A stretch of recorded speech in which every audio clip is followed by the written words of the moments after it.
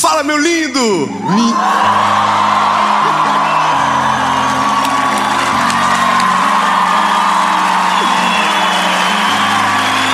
Olha.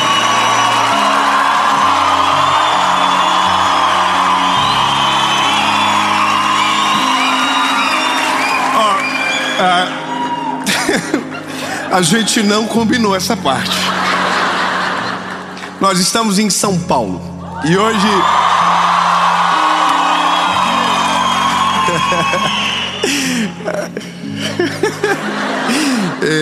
pois é, né? Você entendeu, né? São Paulo, o povo aqui é sinistro, animado. Então não vai ser uma série normal. Eu declaro que vai ser a melhor série da nossa vida.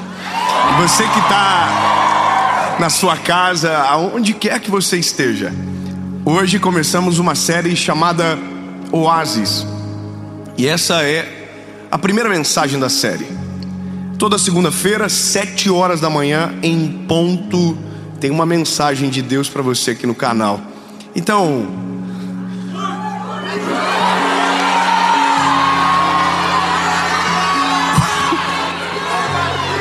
meu irmão, tá vendo? O povo tá me ajudando, porque você vê um vídeo, não vou curtir. Não, curte o vídeo, compartilha, manda no grupo dos amigos, entendeu? Nem que seja para dar uma alfinetada em alguém, manda.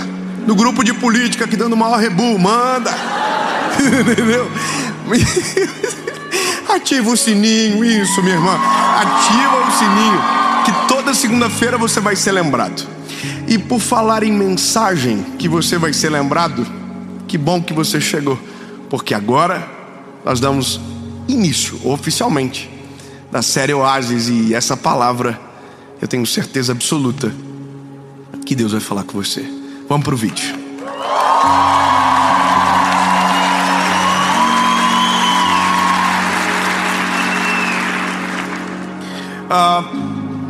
Evangelho de Jesus, conforme escreveu Lucas, capítulo de número 13, versículo de número 6.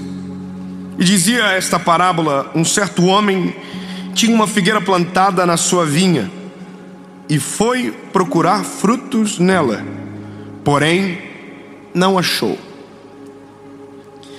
Eu me lembro desse texto de quando eu me converti, quando eu aceitei a Jesus lá no começo da minha jornada com Jesus. Foi uma das primeiras mensagens da minha vida que eu preguei. Essa mensagem, ela mudou a minha vida, ela marcou a minha história. Eu nunca imaginei que um dia eu revisitaria por conta de uma experiência nova. Exatamente isso, uma experiência nova com Jesus que me fez entender algumas coisas de maneira distinta.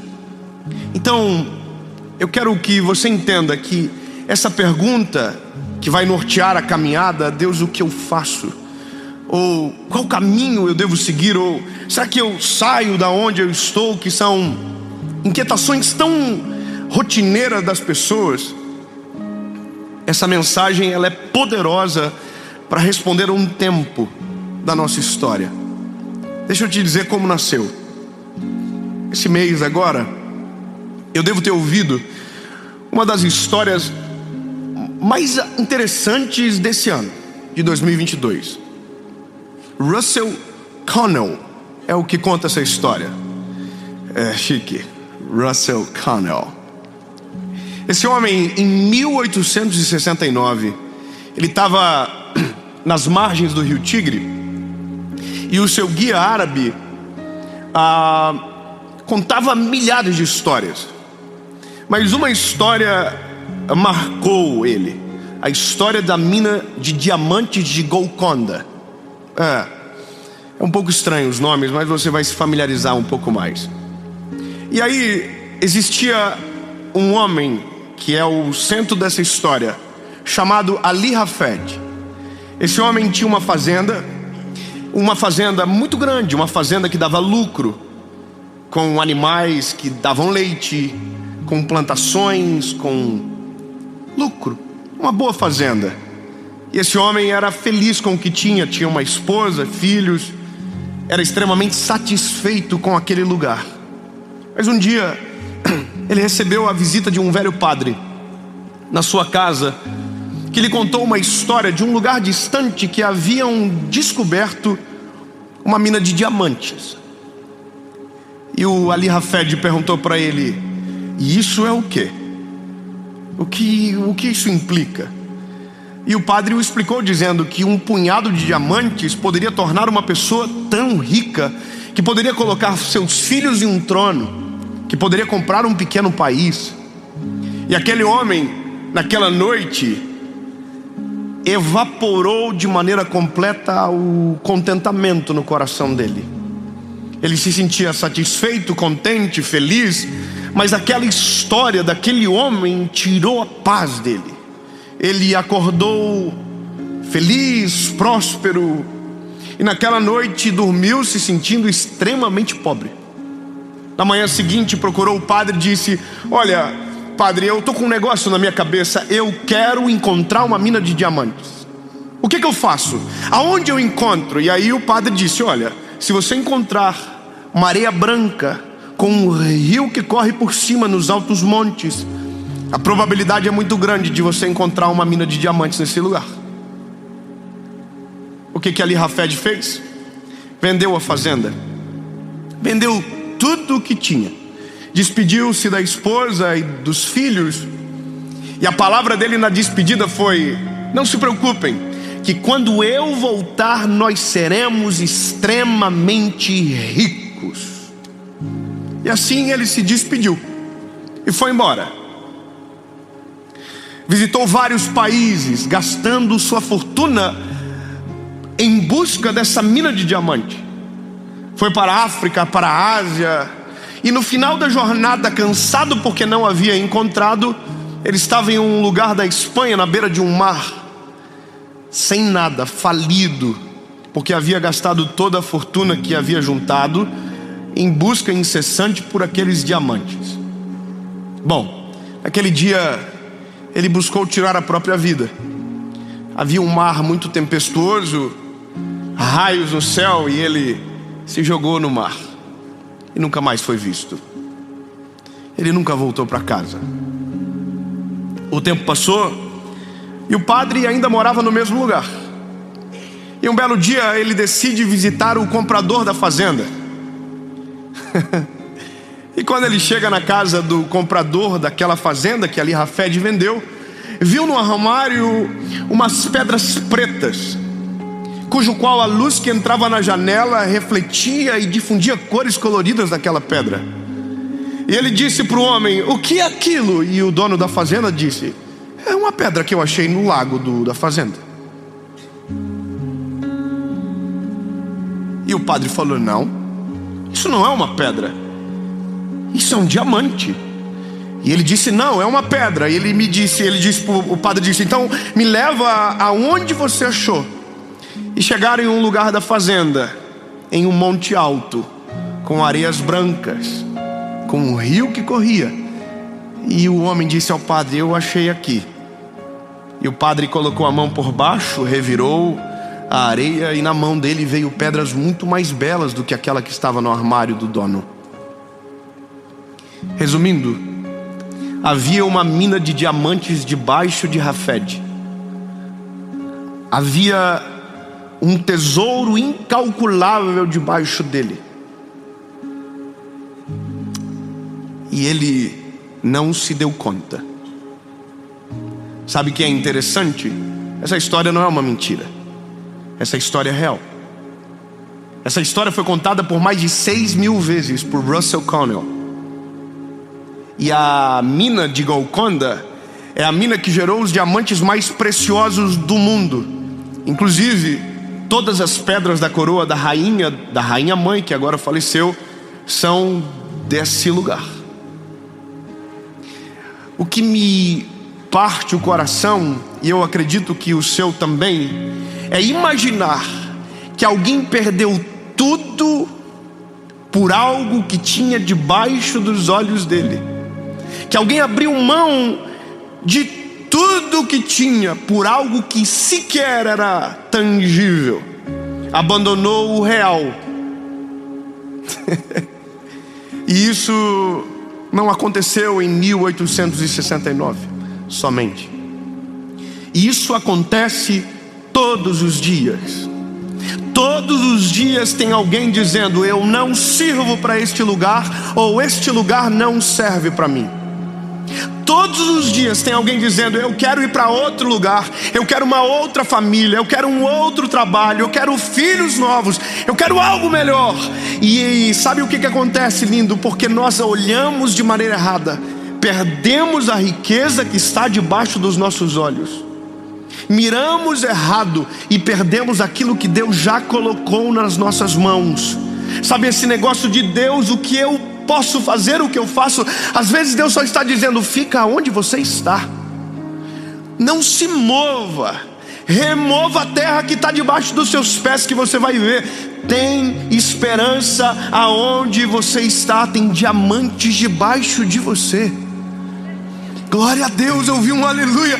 Eu vou repetir: tem diamantes debaixo de você. E é óbvio que eu não posso ficar na história somente.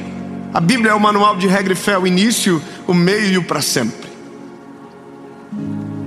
E sabe, o texto que lemos conta a história de uma figueira plantada no meio de uma vinha. É interessante entender o detalhe. A figueira nasce em qualquer lugar, dá em qualquer lugar, mas uma vinha não. Uma vinha, ela é exigente, ela precisa do solo perfeito, da temperatura ideal. Ela precisa, ela é exigente, ela é mimimi. É a geração que tem no nosso meio hoje. Aqui não tem ninguém. Aleluia. Ela é fresquinha. Ah, não, essa temperatura eu não vou dar fruto. A figueira não, irmão. A figueira de -7 a 40 graus, ela vai nascer. É igual o chuchu. Aonde você plantar, nasce. Amém? Bom, a Bíblia diz que o dono da vinha colocou uma figueira no meio. Você entende que loucura? A figueira não precisa de tudo aquilo, mas o dono da vinha colocou a figueira no meio. Bom, a Bíblia diz que quando o dono da vinha veio para ver os frutos da figueira, aconteceu um negócio: não tinha. Mesmo o solo sendo perfeito, mesmo a temperatura sendo ideal, mesmo tudo conspirando a favor, aquela figueira não tinha frutos. E aí a Bíblia diz que o Senhor, o dono da vinha, volta no segundo ano. E quando ele volta, a cena se repete. Não havia frutos. Eu quero que você compreenda exatamente aquilo que Deus quer para nós aqui. Nós somos a figueira, nós não somos a vinha ou a videira. Nós somos a figueira. E Deus não nos plantou no lugar onde estamos por um acidente. Eu quero repetir isso. Nós não fomos um acidente de Deus no lugar aonde nós estamos plantados. Não, o dono da vinha pegou a semente da figueira na mão, escolheu o solo no melhor lugar, abriu a terra, moveu a terra, colocou a semente da figueira, e essa semente é você. Exatamente aonde Deus colocou você é o melhor lugar para que você dê frutos. Lindo, eu vou te falar uma coisa. Todas as vezes que alguém conversa comigo sobre aquilo que a gente vive, chega à mesma conclusão que eu nasci no lugar errado. A logística da minha cidade é ruim. Todo mundo diz: por que você viaja tanto? Se você morasse em São Paulo se você morasse em São Paulo, você estaria a um voo de todos os destinos. Por que pegar 2 voos? Lindo, tudo bem você querer se mudar, e eu não estou dizendo que você não pode. Só estou dizendo que no meu caso é Deus dizendo: oh, lindo, fica aonde você está, porque o que faz você dar frutos, entenda, deixa, já chego lá, só para não confundir. É que eu sou apaixonado nisso aqui, irmão. O que faz... Não, já chegamos lá. Eu nasci em Joinville. Eu queria ter nascido em São Paulo.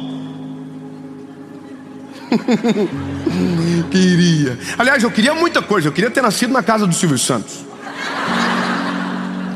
Eu sou amigo da família hoje e eu fico pensando, por que, Senhor? Eu não comi sucrilhos quando eu era pequeno. Eles comem sucrilho Kellogg's desde quando se entende por gente. Já pensou acordar de manhã, o papai dizer, mas oi, olha só. Desculpa, perdão, me empolguei. Mas imagina, ou melhor, eu queria ter nascido na casa do Billy Graham. Eu sou um evangelista. Já pensou eu acordar e o meu papai dizer, filho, abra sua Bíblia. Porque o papai vai te ensinar algumas coisas que o papai aprendeu com o mestre. Seria extraordinário. E esse é um negócio na nossa mente. Nós sempre estamos nos movendo de um lado para o outro, pensando que as oportunidades somos nós que criamos. Nós queremos tal lugar porque pra gente é melhor. Nós queremos aquela paternidade porque pra gente faz mais sentido. Mas tira tudo isso da tua cabeça e agora olha o contrário. O que glorifica mais o nome do Senhor? O filho do Billy Graham pregando, ou um garoto de Joinville, filho de pai que ninguém conhece, de mãe que ninguém sabe, pregando o evangelho? Você entende? O que para mim não faz sentido, Deus diz, é exatamente isso que eu quero, para que a glória não seja da figueira, para que a glória seja de quem plantou ela. Bom, eu quero que você saiba que a maior pobreza do homem não é a material, é a espiritual.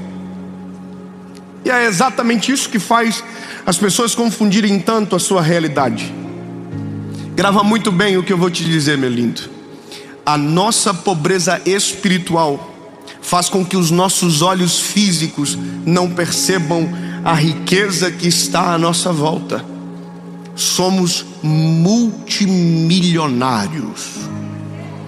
10 irmãos receberam. Somos multimilionários. Nossa família é uma riqueza incalculável. Nossos filhos são uma riqueza extraordinária. Os nossos pais, o nosso trabalho, aonde nascemos, é um solo perfeito de milhares de riquezas escondidas que só vai descobrir quem ficar para cavar e mexer na terra. Portanto, meu lindo, ao invés de viver uma vida de fuga, tentando encontrar um lugar para dar frutos, comece a mexer a terra onde Deus te plantou. Os diamantes estão debaixo de você. A figueira está plantada no meio da vinha. Na terceira vez que o dono da vinha vem para ver a figueira. Interessante isso, né?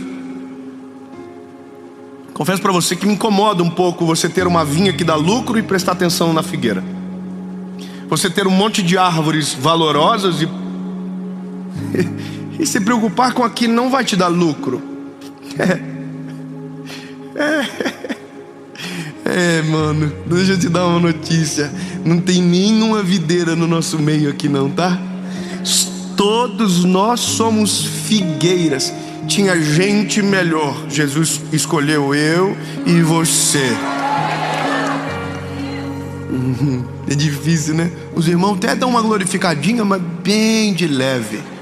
Porque a gente tem dificuldade de reconhecer que só Deus para olhar para alguém como eu e você e dizer: eu quero ver o fruto desse garoto.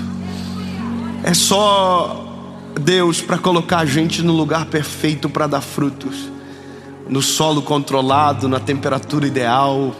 Só Ele. Bom, mas Ele cansa. E o dono da vinha cansa. O dono da vinha diz: olha, é o 3º ano que eu venho aqui, e essa figueira jaguarinha, na minha cidade a gente fala assim, aqui é bandida, ela não dá fruto. Corta e joga ela no fogo. Aí a Bíblia diz que tem um outro personagem que aparece, o viticultor, que é o que trabalhava todos os dias na vinha. Ele é especialista em videira, mas a figueira está ali, e ele está apaixonado na figueira. E ele diz para o dono da vinha: mais uma chance. Obrigado. Alguém entendeu? Alguém entendeu? Eu vou dizer de novo. O viticultor diz: mais uma chance. Irmão, a chance é sua. Fala pro irmão que está do teu lado, que ainda não descobriu que é milionário. Fala assim: mais uma chance. Mais uma chance para você ser grato a Deus pelo teu trabalho. Mais uma chance para você parar de reclamar. Mais uma chance para você começar a celebrar o que Deus já te deu. Mais uma chance. Mais uma chance para o fruto aparecer. Sabe, eu vou te falar um negócio. O viticultor tem a gente sabe quem ele é. Ele está pedindo mais uma chance para o dono da vinha que já passou 3 anos. Mas é porque ele quer que a figueira acorde, sabe? A Bíblia diz que ele move a terra tudo de novo. Ele deita esterco. Ele retrabalha em algo que já trabalhou, para dar uma chance. Eu vou te falar uma coisa, lindo. Algumas mensagens eu gostaria de ter ouvido antes. Sabe, algumas palavras que Deus me dá hoje, eu queria que Deus tivesse dado, e já deve ter dado, mas eu não ouvi, para um outro pregador, para que eu pudesse sentar, ouvir, dizer: eita, é isso. A gente é cabeçudo demais, irmão. A gente vive uma vida às vezes perfeita, e a gente não tem coragem para celebrar e agradecer a Deus pelo que temos, porque parece que nós sempre estamos em procura de uma mina de diamantes, e nós nunca paramos para observar tudo aquilo que Deus já nos deu e que está abaixo dos nossos pés.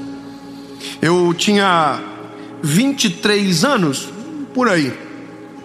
Realizei um sonho de comprar um carro meu, um carro dos sonhos. Comprei o carro, e o carro capotou. Com 5 meses eu perdi ele. Minha esposa estava dirigindo, ela dirige muito bem, e não entendi a referência, os irmãos riram. Ela dirige muito bem, um bêbado que bateu na gente. Tu vê que a falta de um ponto e uma vírgula muda tudo, né? Aí o carro capotou, perdemos o carro, e olha o que aconteceu. Era o primeiro carro que eu tinha seguro, então eu recebi o seguro, comecei a construir uma casa, sobrou 14 mil, e eu comprei um carro no leilão. Meu pai comprou um carro chamado Symbol. Tá vendo? É por isso que eu traumatizei na época, por causa dessa gracinha. É um Symbol. Bom, eu cheguei na casa de um amigo meu com o Symbol, e meu amigo disse: olha, seja bem-vindo ao seleto clube de 14 pessoas do Brasil que tem esse carro. Bom, eu apelidei o carro de simbólico. Simbólico. Simbólico é algo que está no lugar de algo, mas é simbólico, ele não é de verdade. E eu fiz piada com aquele carro, irmão. O simbólico está estacionado, o simbólico está lá, só simbólico, não chamava mais. Bom, um dia eu estou na casa de um amigo meu, um amigo rico, assim, com a cara de vocês. Aleluia. Esse irmão, ele já estava despedindo da gente. Eu desci a escadaria da casa dele, e aí estou chegando, tem uma caminhonete maneira, e tem uma moto na frente, uma bis. Os irmãos riram. E aquela motinha econômica, sabe, que só marcha para baixo, pequenininha, parece um grilinho. E ele olhou para aquela moto e falou assim: rapá, pensa uma moto que eu amo. E eu tô olhando para a moto assim: que é isso, hein? E irmão, ele começou a gavar a moto. Essa moto, ela é incrível, Deus que me deu. Segura. E eu tô olhando pra moto assim, E ele, rapaz, deve fazer uns 3 anos que eu não abasteço. De tão econômico. Ele se empolgou um pouco. E irmão, eu tava olhando pra moto e o Espírito Santo falou no meu coração. E quando Deus fala comigo, eu tenho um problema de fabricação, eu choro. Então, eu tô olhando pra moto, Deus tá falando comigo, e o que Deus tá falando comigo é assim: e você? Que ainda não aprendeu a ser grato pelas coisas que eu te dou, que não parou para perceber que o que você tem é o sonho de muita gente. Irmão, eu tô olhando para a Bise assim já.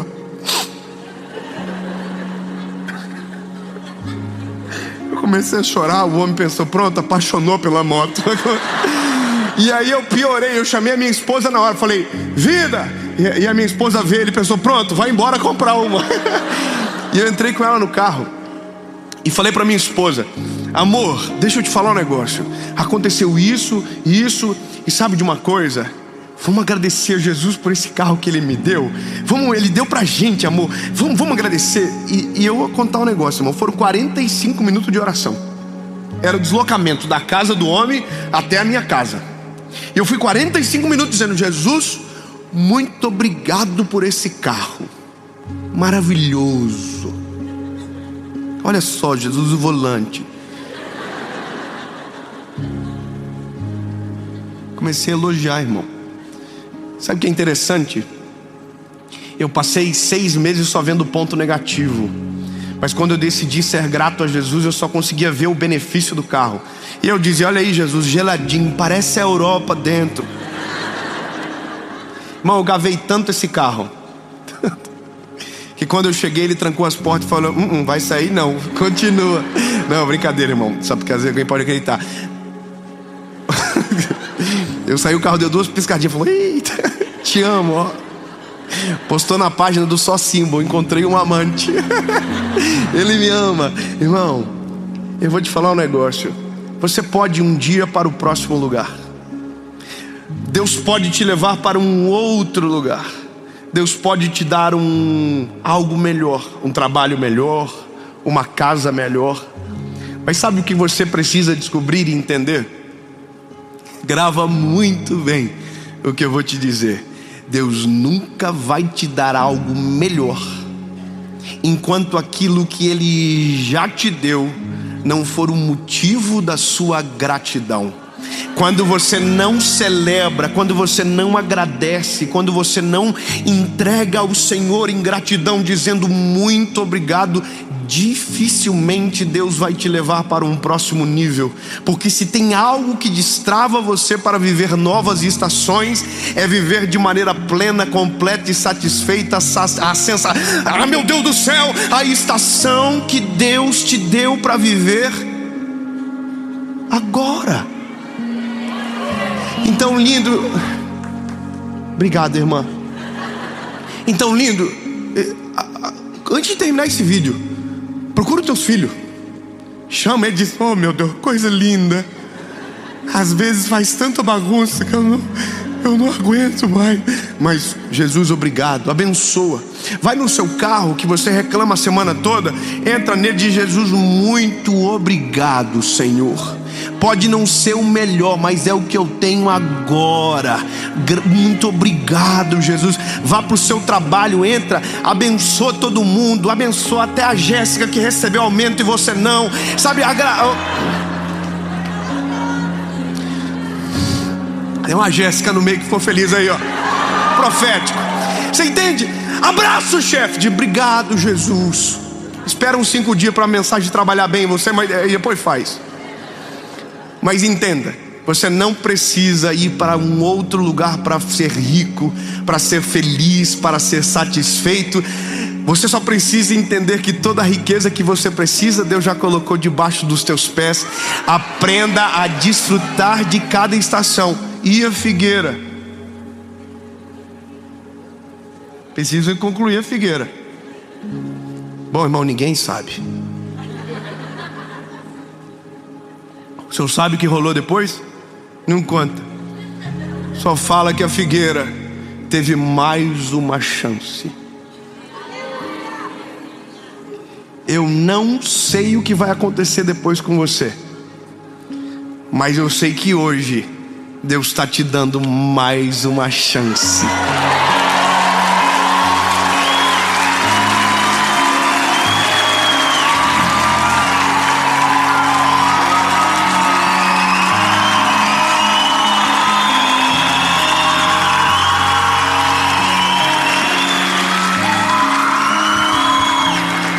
Obrigado, Jesus. Obrigado, Jesus, pelo lugar aonde o Senhor nos plantou. Obrigado, Senhor, porque toda a riqueza do mundo tem nome.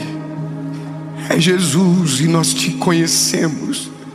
Amamos o teu nome, Senhor Jesus, e tu és muito além do que precisamos.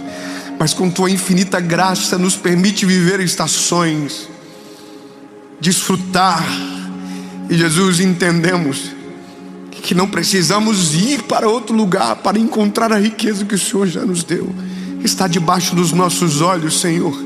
Não permita que a nossa espiritualidade frágil nos cegue de ver aquilo que o Senhor com tanta graça derramou nas nossas mãos. Jesus, eu te agradeço pela minha família. Eu te agradeço pelos meus filhos. Eu te agradeço pelas fases que vivi até então. Te agradeço por poder pregar o teu evangelho. Te agradeço, Jesus. Te agradeço, Senhor. Te agradeço por tudo, pelo que tenho, pelo que tive e pelo que um dia ainda vou ter. Mas não estou preocupado com o que virá, porque sou extremamente satisfeito com aquilo que o Senhor me deu para viver agora. Em nome de Jesus, amém.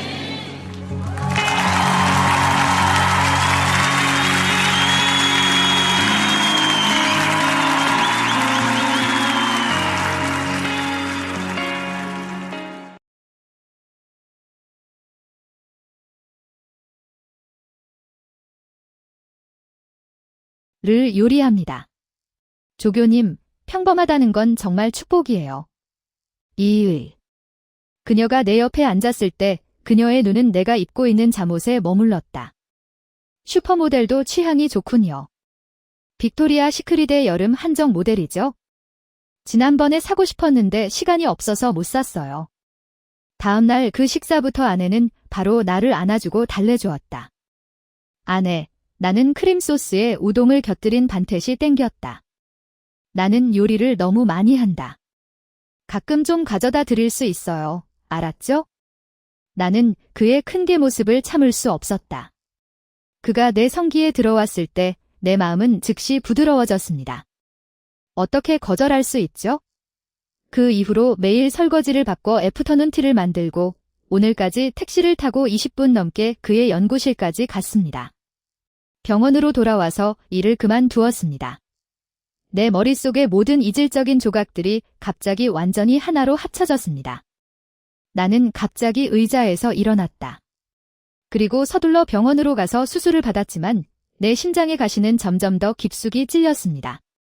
퇴근할 때까지 기다리던 나는 곧바로 차의 방향을 바꾸고 곧바로 부사학교로 달려갔다. 그 여행 동안 내 머리는 완전히 통제 불능 상태였습니다. 부사의 추억에는 달콤함, 고통, 행복, 상처, 동시에 혼란스러운, 참을 수 없는 것이 포함됩니다. 그래서 연구실 문을 밀어 열고 눈앞의 광경을 봤을 때 마치 누군가가 정지 버튼을 눌렀던 것처럼 온몸이 잔인하게 반으로 찢겨져 나간 것 같았습니다. 톰, 당신은 그의 사무실 의자에 앉아 눈이 멀 정도로 눈에 띄는 작은 파란색 피스타치오 크림팬 상자를 손에 들고 있습니다. 부지기는 그녀 뒤에 서서 약간 몸을 굽혔습니다. 그 각도, 그 집중된 시선을 보니 너무 익숙해요. 집에 있을 때마다 나에게 흥미로운 지식을 설명해주느라 신이 난 표정이다. 당신은 부드럽고 감미로운 목소리로 말합니다. 제가 직접 이 매장을 선택했는데 한 작품도 시도해보지 않았어요. 그렇게 말한 그녀는 방금 먹은 인형을 사용했고 케이크 한 숟가락,